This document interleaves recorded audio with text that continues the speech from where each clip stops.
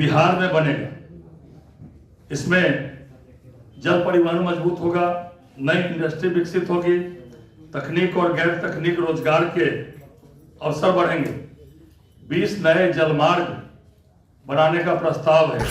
बिहार में गंगा, गंडक, कोसी, घाघरा, सोन और पुनपुन जो हमारी नदियां हैं, तो इससे जो है पर्यावरण भी अनुकूल होगा और जल परिवहन को बढ़ावा भी मिलेगा। इसके अलावा वाराणसी सिलीगुड़ी रेल कॉरिडोर का भी प्रस्ताव है। हाई स्पीड रेल कॉरिडोर से में वाराणसी और सिलीगुड़ी शामिल है, जो बिहार से होकर ही यह कॉरिडोर गुजरने वाला है, जिससे तेज रेल कनेक्टिविटी से हमारा व्यापार, पर्यटन और निवेश को भी बढ़ावा मिलेगा।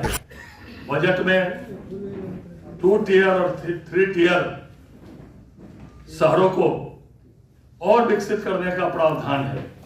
जो हमारे 5 लाख से ऊपर के जो शहर हैं, पटना समेत कई अन्य शहर, इसको भी जो है ये भी और ज्यादा विकसित होंगे।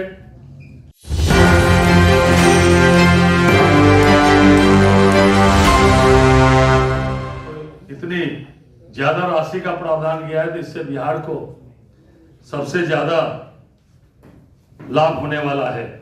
इसके साथ साथ देश में 2 डेडिकेटेड शिप रिपेयर इकोसिस्टम विकसित करने का निर्णय किया गया। इसमें 2 में से 1 बिहार में बनेगा। इसमें जल परिवहन मजबूत होगा, नई इंडस्ट्री विकसित होगी, तकनीक और गैर तकनीक रोजगार के अवसर बढ़ेंगे। 20 नए जलमार्ग बनाने का प्रस्ताव है। बिहार में गंगा, गंडक, कोसी, घाघरा, सोन और पुनपुन जो हमारी नदियां हैं, तो इससे जो है पर्यावरण भी अनुकूल होगा और जल परिवहन को बढ़ावा भी मिलेगा।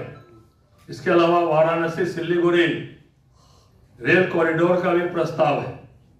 हाई स्पीड रेल कॉरिडोर से में वाराणसी और सिलीगुड़ी शामिल है, जो बिहार से होकर ही यह कॉरिडोर गुजरने वाला है, जिससे तेज रेल कनेक्टिविटी से हमारा व्यापार, पर्यटन और निवेश को भी बढ़ावा मिलेगा। बजट में 2 टियर और 3 टियर शहरों को और विकसित करने का प्रावधान है।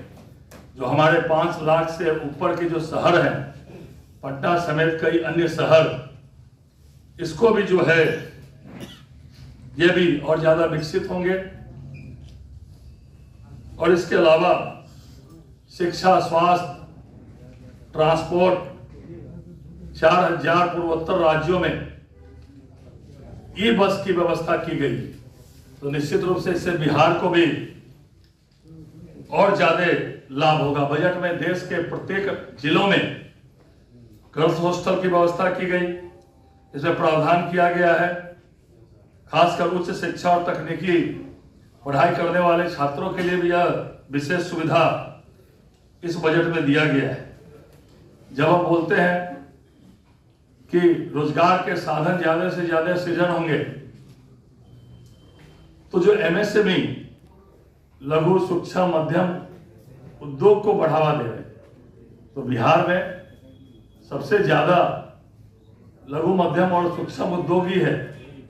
इससे बिहार को विशेष फायदा इससे होने वाला है। जो जीवन रक्षक दवाइयां हैं, उस दवाइयों में को भी सस्ता किया गया है, चाहे वह उसमें कैंसर की कुछ दवाइयां हो, जूते चप्पल रोजमर्रा के कुछ सामान हो, इन लोगों इस सब को भी कर में छूट देकर इनको भी सस्ता करने का प्रावधान दिया गया है। इसलिए यह बजट जो है, देश को जो माननीय प्रधानमंत्री जी की सोच है कि विश्व में 4थी आर्थिक महाशक्ति हमारा देश बन चुका है, 4थी से उन्होंने कहा है कि 3री आर्थिक महाशक्ति जल्द ही हमारा देश बनेगा। तो यह बजट देश को 3री आर्थिक महाशक्ति जल्द बनाने की दिशा में एक बड़ा कदम होगा। और पूरे देश को, जब मैं बोलता हूं कि रक्षा बजट 1 लाख करोड़ बढ़ाया गया, 15% बढ़ाया गया, तो भारत विश्व में चौथा, रक्षा के मामले में चौथा हम सैन्य महाशक्ति है। तो हमारा देश विश्व में आज चौथी आर्थिक और सैन्य महाशक्ति के रूप में खड़ा है। आने वाले समय में और हमारी सैन्य शक्ति भी मजबूत होगी, आर्थिक शक्ति भी मजबूत होगी, और जब भारत आगे बढ़ेगा तो निश्चित रूप से उसमें बिहार भी आगे बढ़ेगा।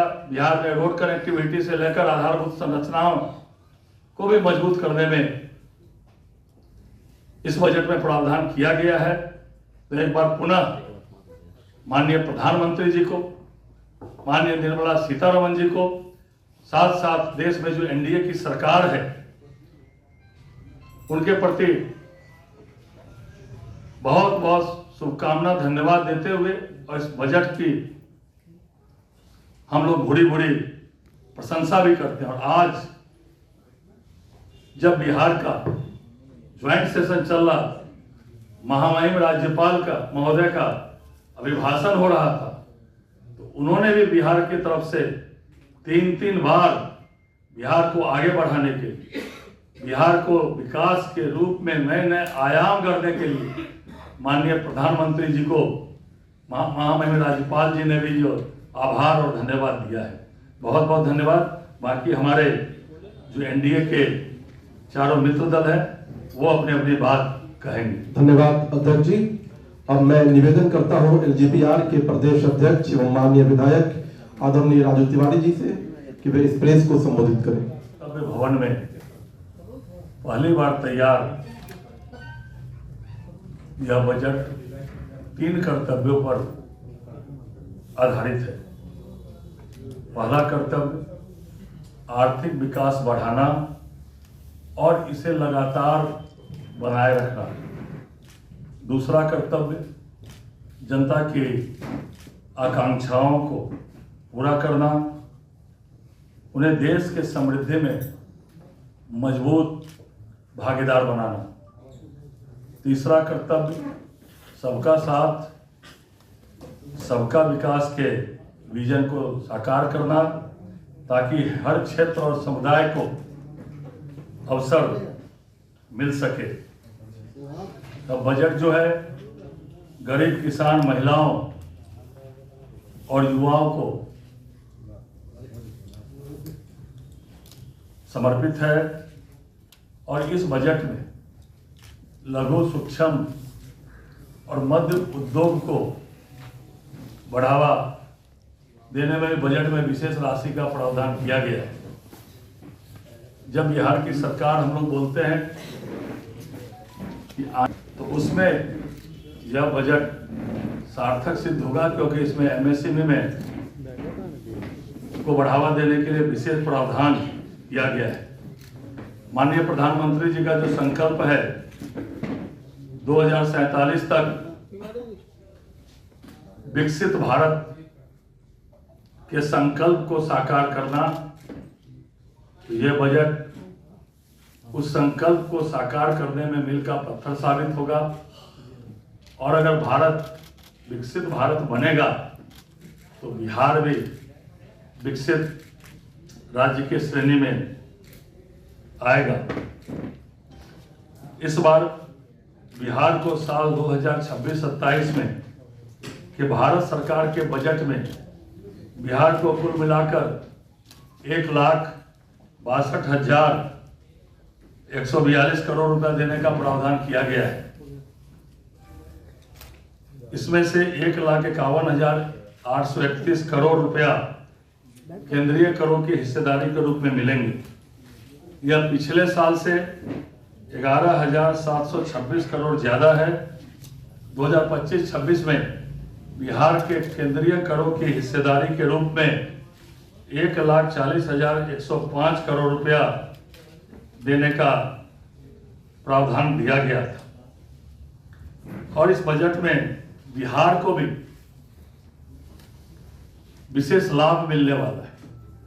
अगर हम बात करते हैं कि गरीब कल्याण की बात, इस बजट में गरीबों के उत्थान के लिए विशेष बजट का प्रबंध किया गया है।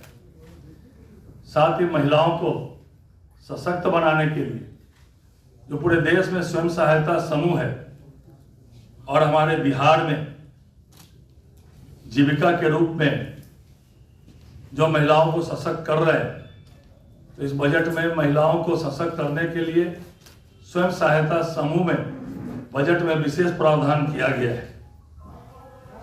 और इस बजट में 15% रक्षा में इजाफा किया गया। इस बार 7.85 करोड़ रुपए का प्रस्ताव दिया गया है, तो पिछले बजट से 1 लाख करोड़ ज्यादा है। इसमें स्पष्ट झलकता है कि जिस प्रकार हमारी सेना ने ऑपरेशन से आतंकवादी के अड्डों को नोस्ताबीन किया गया, जिस तरह हमारी सेना ने पाकिस्तान के अंदर घुसकर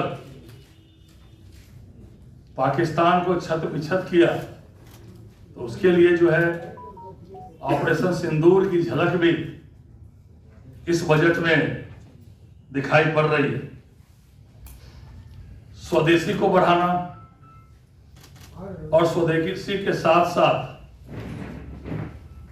निर्यात को बढ़ाना और आयात को घटाना, ये भी इस बजट में अगर निर्यात बढ़ेगा और आयात घटेगा तो निश्चित रूप से स्वदेशी को भी बढ़ावा मिलेगा और हमारा देश भी और मजबूत होगा। इस बजट में विकसित भारत जी राम जी कानून जो बना है, इसके लिए इसमें बम्पर राशि का प्रावधान किया गया है। केवल एक वर्ष में, इस वर्ष 26-27 में 95,692 करोड़ रुपए की राशि का प्रावधान किया गया।